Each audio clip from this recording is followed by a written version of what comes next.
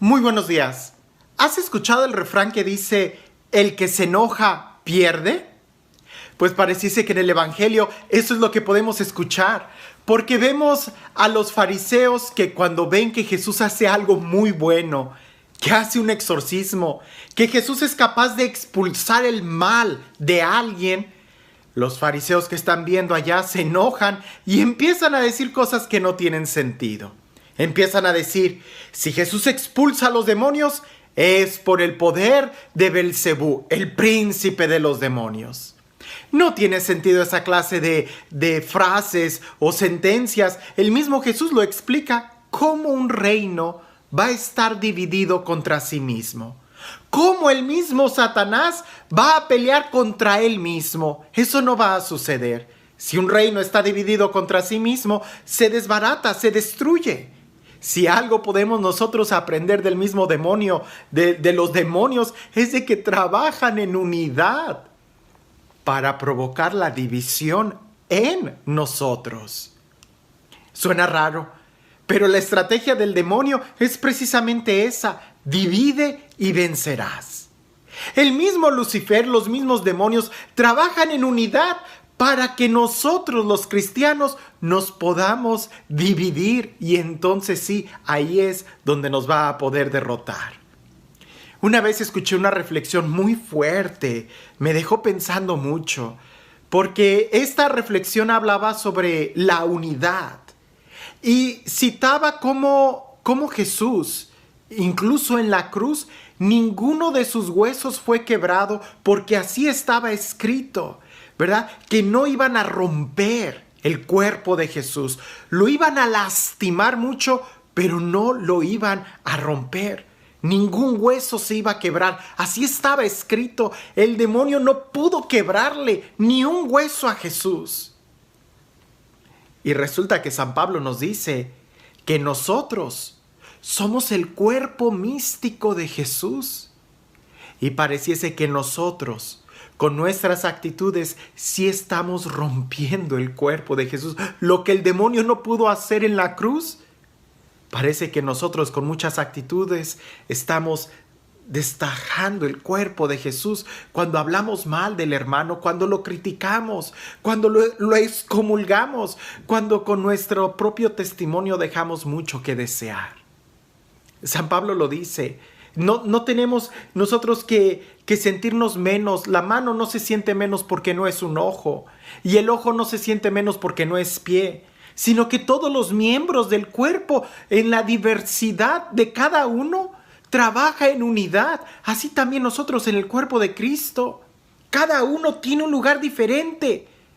Pero parece que cuando nos enojamos, perdemos, porque no sabemos lo que decimos. Y pensando, por ejemplo, en la unidad, cuando vemos que un hermano comete un error, ciertamente hay que ir y corregirlo, pero la forma en cómo lo vamos a corregir es con nuestro propio testimonio, esforzándonos nosotros por dar el testimonio de la importancia de la oración, de la importancia de la fraternidad, de la importancia de lo que tú quisieras señalar. Si no, corremos el riesgo de ver la espiga en el ojo ajeno y no darnos cuenta de la viga que tenemos en el nuestro. En otro momento he compartido esta reflexión, que en aquellos tiempos cuando la iglesia se distinguía por vivir en mucha opulencia, encontramos a dos personajes, a Martín Lutero y a San Francisco de Asís. Que los dos de una u otra forma vieron el error en el que se estaba viviendo en aquel entonces. Y Martín Lutero, enojado, lo que hizo fue señalar el error de los demás y publicar en la catedral las sentencias y su crítica y querer reformar con mucho coraje. Lo único que hizo fue ir fragmentando el cuerpo de Cristo. Lo único que hizo fue de que él provocó un cisma, y de ese cisma se ha fragmentado tanto el cristianismo a tal grado que entre las iglesias cristianas no hay. El pastor se pelea con el que está enfrente y con el que está atrás, y si no les gusta van y abren otro changarro como si fuera como si fuera ¿qué? Como si la palabra de Jesús de que todos sean uno no fuera escuchada. En cambio vemos el otro testimonio, San Francisco de Asís, que quizás él vio lo mismo que Lutero estaba viendo, pero la forma en cómo San Francisco quiso aportar su ayuda a la iglesia no fue señalando el error y la desnudez de su hermano, sino más bien él mostrando con su vida, con su testimonio, la importancia de la pobreza, la importancia de la fidelidad a Dios.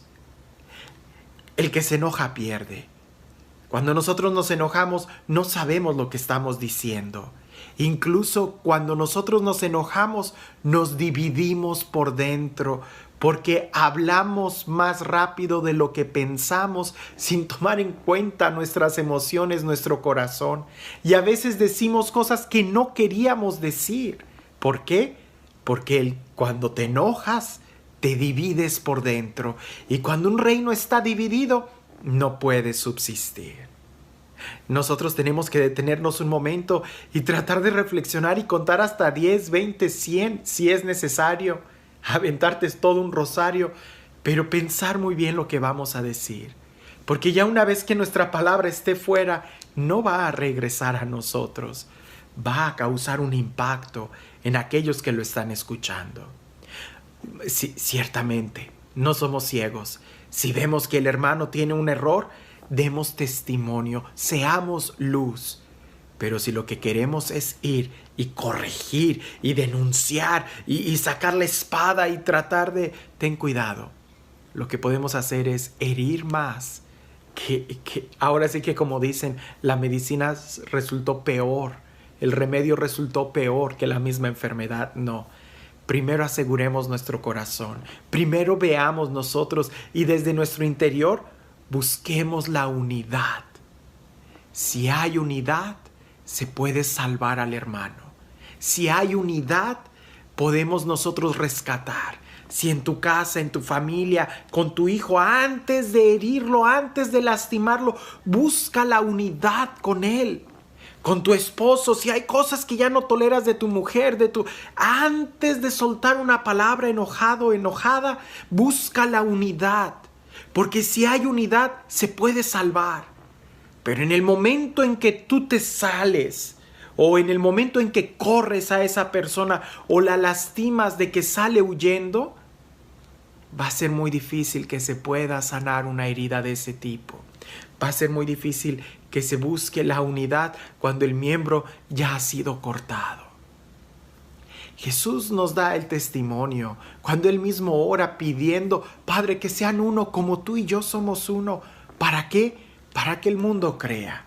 A veces nosotros pretendemos evangelizar señalando la culpa de los demás, pero nadie nos va a creer así. Jesús lo dijo. ¿O acaso Él es mentiroso? La forma en cómo debemos de evangelizar es buscando la unidad.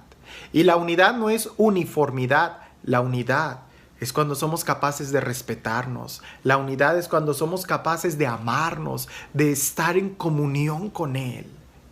Es interesante, cuando tú te enojas, pierdes.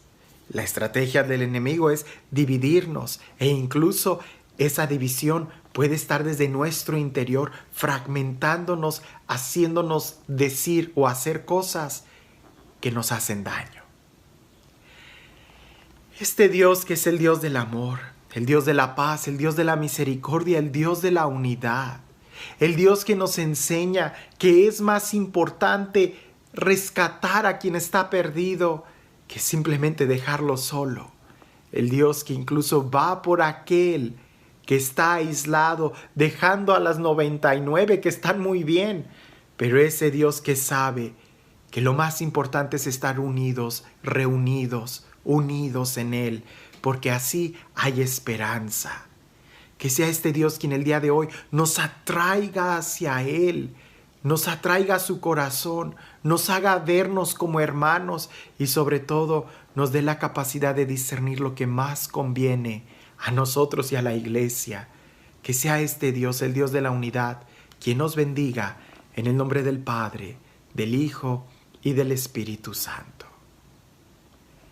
La estrategia del enemigo es divide y vencerás. Jesús viene a unirnos. La pregunta es, ¿y nosotros en la iglesia estamos dividiendo o estamos uniendo? No sea que nosotros estemos dividiendo el cuerpo de Cristo cuando lo que debemos de hacer es tratar de unir a otros a Jesús, y eso es incrementando la familia de Cristo.